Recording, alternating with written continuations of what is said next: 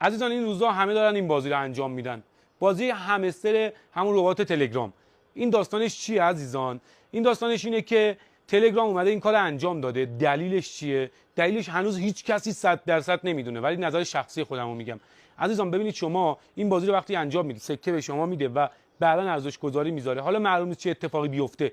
دلیلش به نظر من اینه که تو همین چند روز گذشته چند صد هزار برابر شده نصب تلگرام و ادعا میکنن که همین بازی الان نزدیک به 50 میلیون 40 میلیون کاربر داره و روز به روز هم داره افزایش میشه به صورت قارچ‌وار، چون که سود توش خوابیده.